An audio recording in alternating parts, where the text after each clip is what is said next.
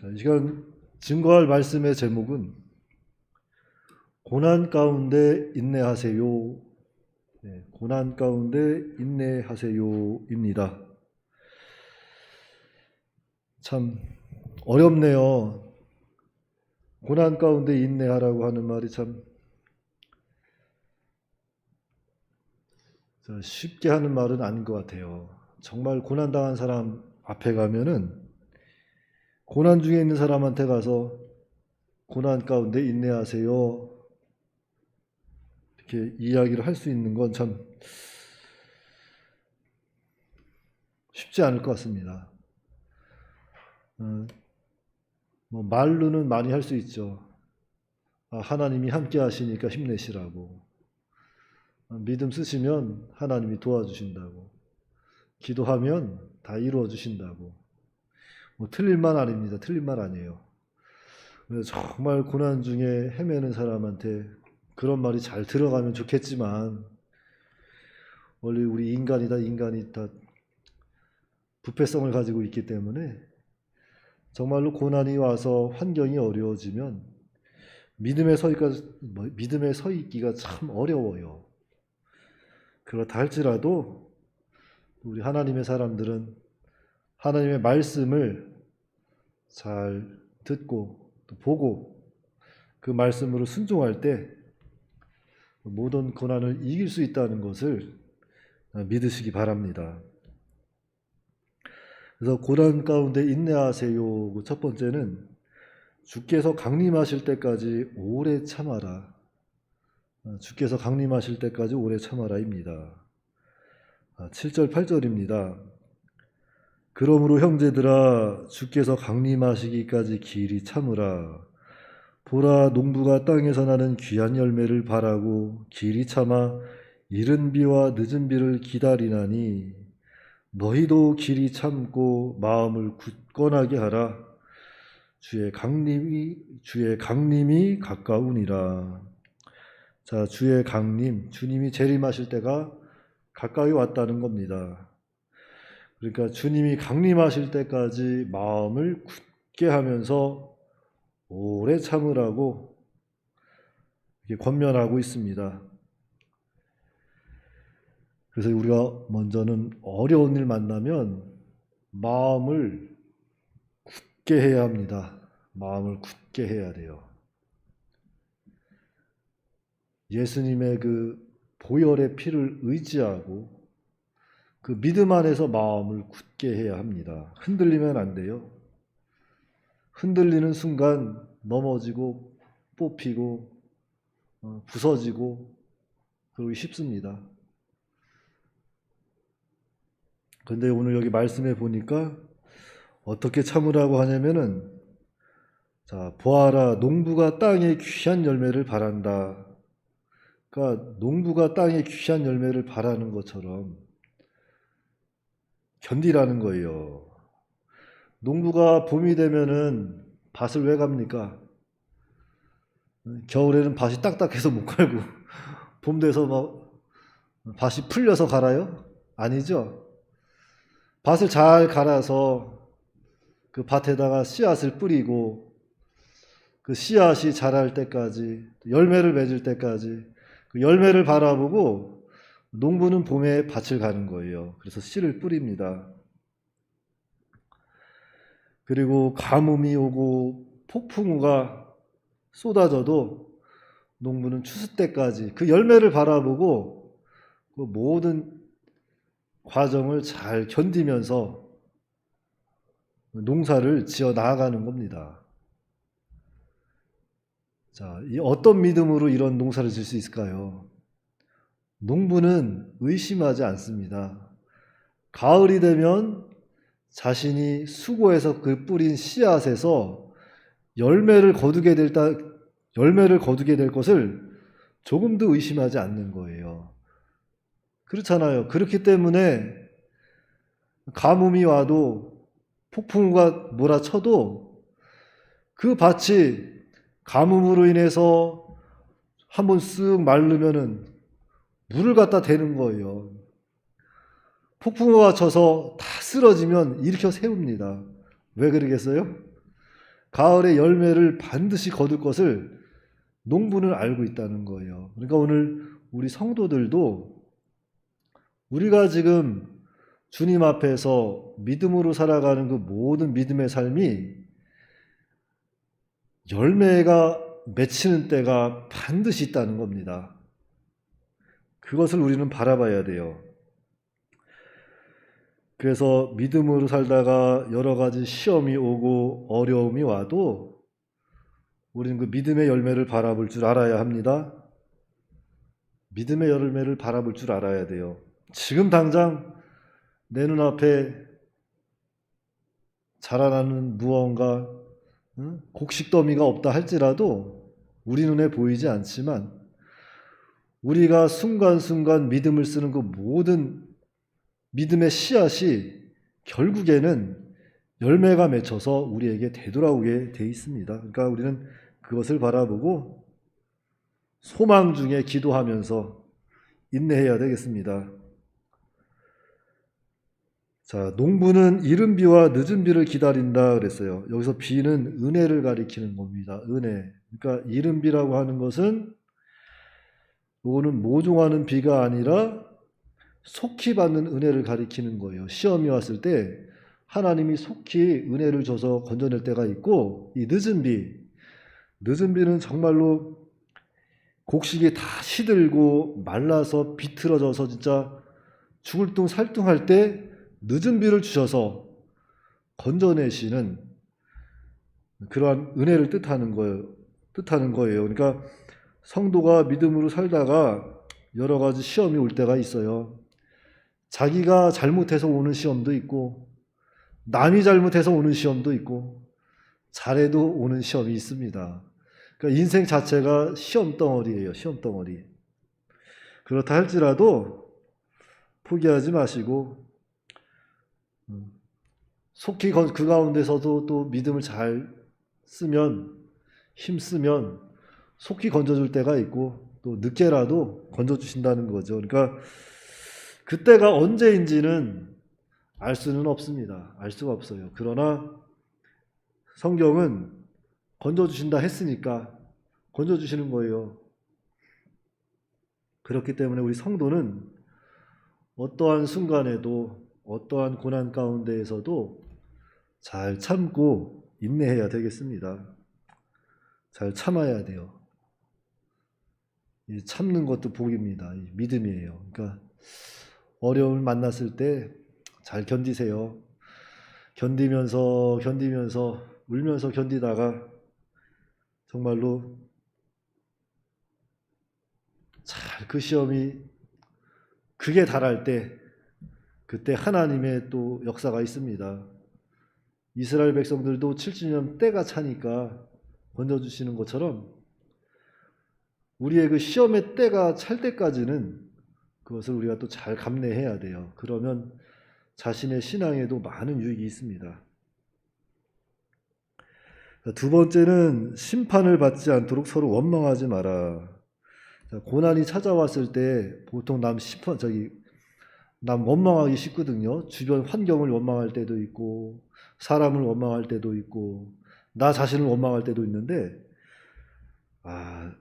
심판을 받지 않도록 원망하지 말라 그랬습니다. 오늘 9절 말씀해 보니까 형제들아 서로 원망하지 말라. 그리하여야 심판을 면하리라. 보라 심판주가 문 밖에 서 계시니라 그랬습니다. 그러니까 자, 우리 인간은 원망하기 쉬워요. 왜냐하면 날 때부터 육체의 부패성을 가지고 있었기 때문에 시험이 올 때, 고난이 올 때 원망하기 쉽습니다. 그러나 원망하지 말고 끝까지 믿음을 지키라 그랬습니다. 믿음을 지키라. 자, 그럼 시험이 올 때 우리가 원망하지 않으려면 어떻게 해야 할까요? 원망하지 않으려면 성경에는 세 가지로 말씀하고 있는데 그 첫 번째는 그 시험과 환난을 아버지께서 나에게 주신 잔인 줄 믿어야 한다. 요한복음 18장 11절 말씀입니다. 예수님께서 십자가의 잔을 받으셨잖아요. 믿음으로. 아버지가 나에게 주신 줄 믿어야 하는 거예요. 이거 잘 받아야 합니다. 그리고 두 번째는 나를 만들어서 복 주시려고 은혜로 주신 것임을 믿어야 한다. 야고보서 1장 2절 4절입니다. 그러니까 모든 시험 결국 누굴 위한 시험이에요?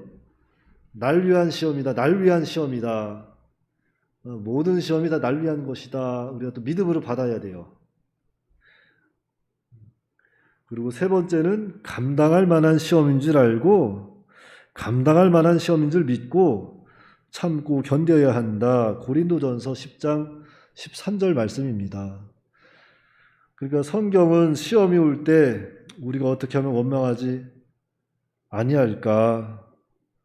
그 해답을 또 이렇게 기록해 놨어요. 그러니까 성도는 시험이 올 때 서로 원망하지 일단은 원망하면 안 되고 혹 내가 피해를 좀 봤다 할지라도 그 가운데서도 원망하면 안 됩니다.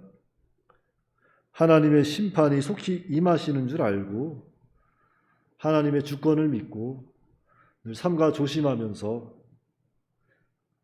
믿음의 길을 끝까지 잘 걸어 나아가야 되겠어요. 그리고 세 번째는 앞서간 선지자들의 고난과 인내를 모범으로 삼아라. 앞서간 선지자들의 고난과 인내를 모범으로 삼아라. 10절 11절입니다. 형제들아 주의 이름으로 말한 선지자들을 고난과 오래 참음의 본으로 삼으라. 보라 인내하는 자를 우리가 복되다 하나니. 자, 인내하는 자를 우리가 복되다 그랬어요. 너희가 욥의 인내를 들었고 주께서 주신 결말을 보았거니와 주는 가장 자비하시고 긍휼히 여기시는 이시니라. 자, 그러니까 앞서간 선지자들의 고난과 인내를 모범으로 삼아라 그랬습니다.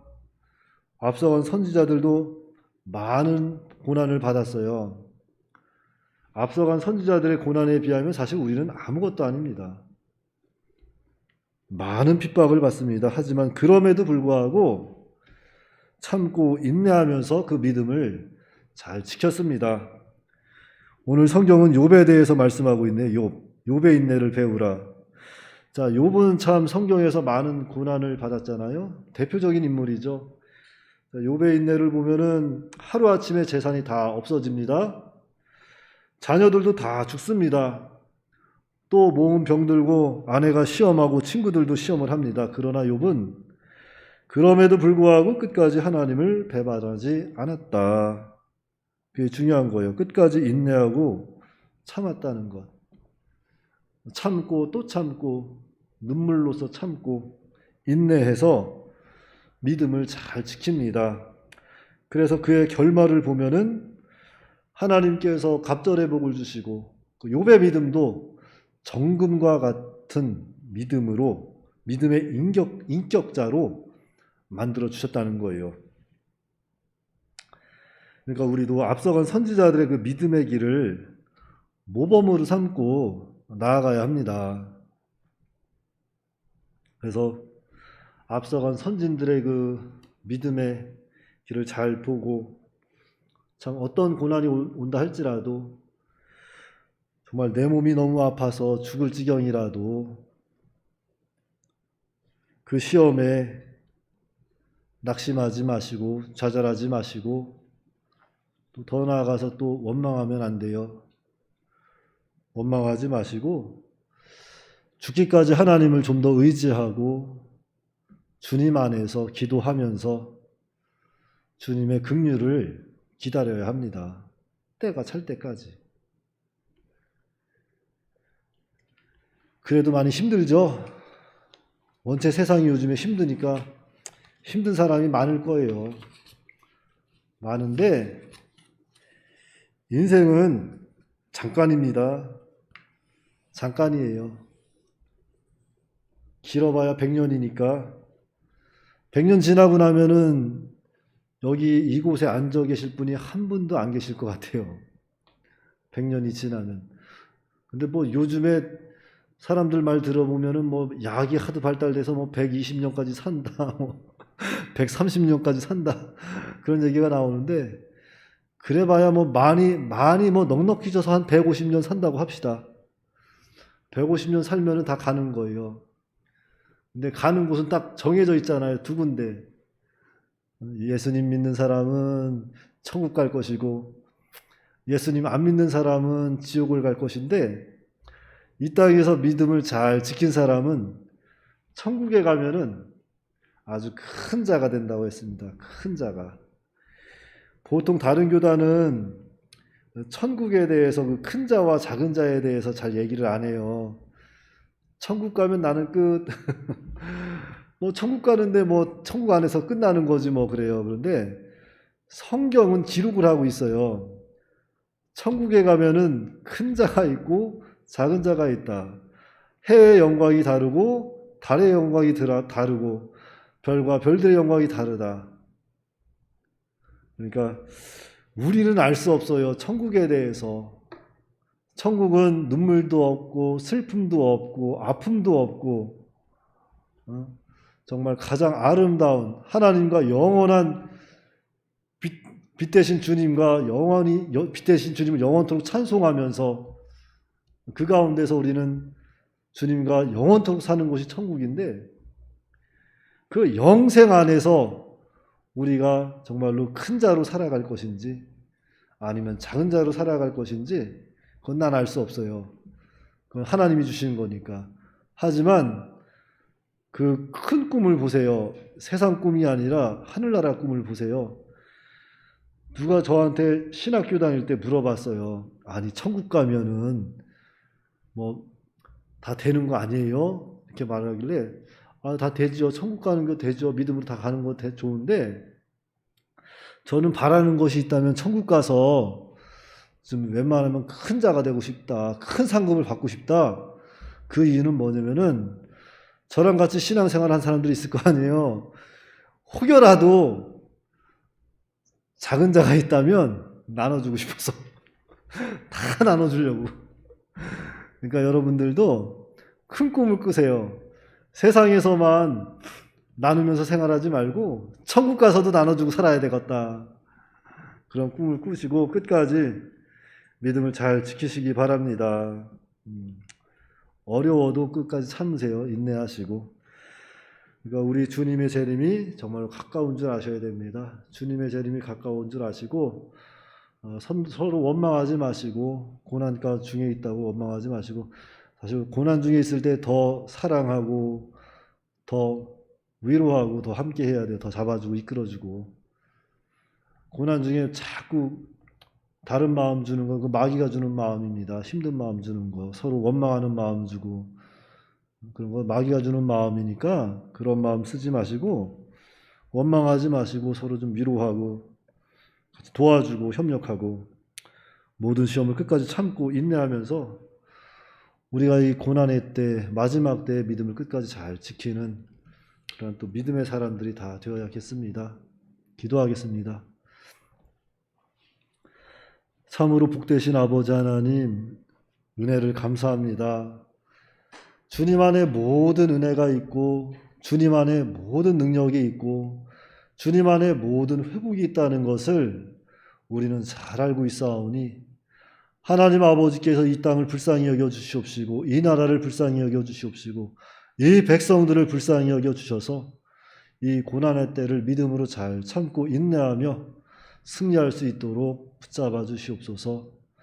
특별히 거룩하신 아버지 하나님, 하나님은 죽은 자도 살리시고 눈먼 자의 눈도 뜨게 하시고 안진병이도 일으키는 그러한 치료의 하나님이신 줄 믿사오니 오늘날 여러 가지 질병 가운데 있는 성도들 하나님께서 능력의 오른손으로 붙잡아 주시고 일으켜 세워주시고 다 치료하여 주시옵시고 모든 쓰러져 믿음에서 넘어져 있는 가정들 하나님께서 다 돌봐주시고 위로하여 주시고 다시 한번 다 세워주셔서 하나님께 영광을 돌릴 수 있는 우리 거룩한 모든 백성들이 다 될 수 있도록 하나님께서 역사하여 주시옵소서.